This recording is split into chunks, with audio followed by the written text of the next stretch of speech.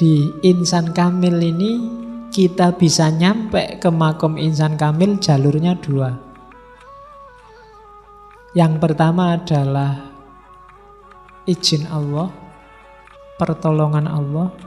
Yang kedua usaha kita sendiri. Jadi kamu nyampe makom insan kamil itu bisa anugerah dari Allah. Bisa kamu upayakan sendiri step by step. Kalau sufi ada ahwal, ada makom-makom. Biasanya dua hal ini simultan. Ketika kamu berusaha naik makom sampai insan kamil, Allah menganugerahimu. Ketika kamu setengah jalan, kamu dikasih semuanya sama Allah. Itu kasih sayangnya Allah. Ketika kamu berniat, kan Allah bilang, kalau kamu mendekatiku selangkah, aku mendekatimu 10 langkah, 100 langkah. Jadi ini biasanya simultan. Meskipun ada orang tertentu yang dia belum mendekat, Allah sudah datang. Tapi itu saya sering bilang, itu kudratullah, bukan sunatullah. Tidak bisa dijadikan rumus. Kamu nggak bisa, saya tenang aja Pak, males sholat, males puasa, enggak apa-apa. Kalau Allah mau kan tiba-tiba Allah nanti datang. Enggak bisa, itu enggak bisa dijadikan rumus. Rumusnya tetap kalau kamu berusaha, berdoa, mujahadah, nanti Allah memenuhi keinginanmu. Itu rumusnya. Sama kayak kamu, kalau kamu loncat dari lantai 30, kamu pasti tewas. Itu rumusnya. Bahwa bisa kamu loncat dari lantai 30 tidak tewas, mungkin, tapi tidak bisa dijadikan pedoman. Itu hidup itu harus ngerti mana yang rumus, mana yang sunatullah, mana yang kalau sudah mentok satu-satunya yang diharapkan hanya Allah. Kalau dilalah kamu terpaksa kok jatuh dari lantai 30 bukan keinginanmu, tinggal kamu berdoa semoga Allah intervensi.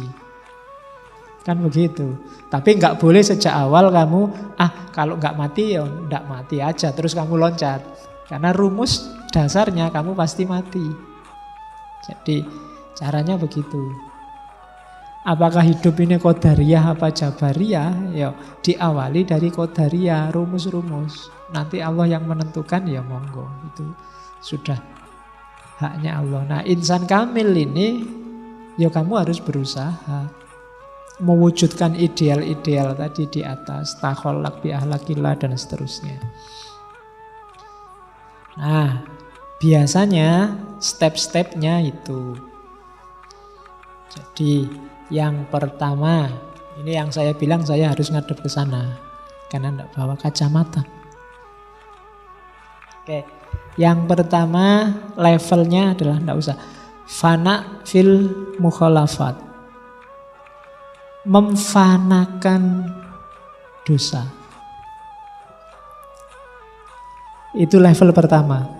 Tidak melakukan dosa, paling tidak secara sengaja. Kalau kamu, itu step paling rendah.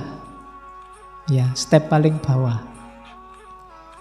Ya, untuk menuju insan kamil. Yang kedua, fana fi af'alil ibad. Fana fi af'alil ibad ini tidak lagi bergantung pada af'alnya hamba. Jadi sirna yang kedua, tidak merasa kamu sukses, kamu enak, kamu jaya itu karena dirimu. Kamu tidak lagi mengandalkan amal. Satu-satunya yang kamu andalkan hanya Allah. Itu step kedua. Jadi kamu tidak menganggap kalau saya minum mesti hausnya hilang. Ini namanya mengandalkan amal, nggak boleh. Belum fana berarti, belum naik ke level kedua. Kalau level kedua, iya saya minum, urusan hausku hilang apa enggak, ya Allah yang ngatur. Nah, itu fana fi af'alil ibad. Terus yang ketiga, tidak hanya af'al tapi fi sifatil makhlukin. Karakter-karakter manusia, membebaskan diri dari jeratan karakter manusia yang sifatnya duniawi. Itu fana yang ketiga. Sudah tidak butuh lagi pujian, sudah tidak butuh lagi kejayaan, tidak butuh lagi kesuksesan. Yang ada di pikiran hanya Allah saja. Itu makom ketiga. Makom yang keempat, fana angkulizat. Kalau ini sudah nyampe di level kesadaran, jangankan sifat, jangankan af'al, aku sendiri juga ndak ada. Kamu ngomong, apa sih Pak saya itu? Saya itu ndak penting sama sekali. Itu belum paling rendah. Karena masih ada akunya, meskipun kamu anggap dirimu ndak penting. Jadi lebih rendah dari itu adalah, saya itu sebenarnya nggak ada ya. Non-existent. Yang ada kan cuma Allah. Jadi keberadaanku kayak teh ini awalnya ndak ada, dibikin sama takmir terus ada, terus diminum ndak ada lagi. Dirimu juga begitu. Ndak usah gaya-gaya, sejago-jagomu paling sekitar 80-90 kamu sudah jadi tinggal baunya saja. Wong awalnya memang ndak ada. Itu makom yang ke selanjutnya. Terus yang selanjutnya levelnya lebih tinggi lagi, bahkan semua ini ndak ada, ndak cuma dirimu. Alam semesta juga ndak ada. Jangan-jangan semua ilusi katanya Ghazali. Yang kamu lihat seolah-olah ada, itu ndak ada.